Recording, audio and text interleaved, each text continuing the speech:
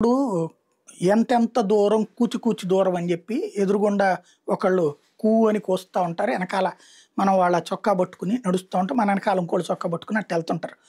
కూ అంటూ ముందుకెళ్ళటం అది ఒకటి. రెండవది ఏంటంటే కళ్ళకి చేతులు పెట్టేసేసి ఎంతెంత దూరం అని అడిగితే కూస్తి కూర్చు దూరం అంటూ తీసుకెళ్ళటం. ఇప్పుడు మనకి ఈ డిజిటల్ సంక్షేమం వాస్తవంగా సచివాలయాలు వాలంటీర్ వ్యవస్థ ద్వారా ఎప్పుడో ఇంటి దగ్గరకు వచ్చేసింది పరిపాలన. కానీ దాన్ని తీసేసి మీకు చేతిలోకే పరిపాలన తెస్తామంటూ అన్ని డిజిటల్ సేవలు మీ వాట్సాప్లోనే వచ్చేస్తాయి అంటూ ఇదిగో దసరా ఇదిగో ఉగాది అంటూ ఇప్పటికి 6 నెలల్లో మేము ప్రభుత్వంలోకి వచ్చిన 6 నెలల్లో అన్నారు. ఇప్పటికి 18 నెలలు అయింది. ఇంకా రేపు రేపు రేపు అంటున్నారు.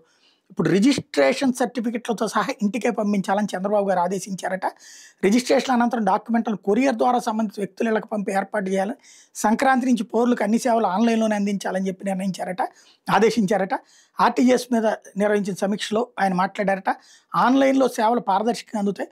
ప్రభుత్వ పనితీరు పట్ల సంతృప్తి స్థాయి పెరుగుతుంది. ఇప్పటికే భౌతికంగా సేవలు అందించే శాఖలు ఆన్లైన్ విధానంలోకి మారాలి. ప్రభుత్వ కార్యాలయాల చుట్టూ తిరిగే పని లేకుండా మనమిత్ర వాట్సాప్ గవర్నెన్స్ ద్వారా ప్రజలకు సేవలు అందాలి. ఆర్టీసీ సేవలు మరింత మెరుగుపడాలి. బస్టాండ్ల ప్రాంగణాలు పరిసరాలు మరుగుదొడ్ల దగ్గర పరిశుభ్రత ఉండాలి. డ్రోన్ సేవలు మరింత విస్తృతంగా వినియోగించుకోవాలి. డ్రోన్ల సాయంతో పురుగు మందుల వినియోగాన్ని ఎలా తగ్గించుకోవచ్చో దాని మీద రైతులకు అవగాహన కల్పించాలి. కొన్ని జిల్లాల్లో అమలు చేసే మంచి విధానాలను మిగిలిన చోట్ల అమలు చేసేలా చూడాలని చెప్పారట.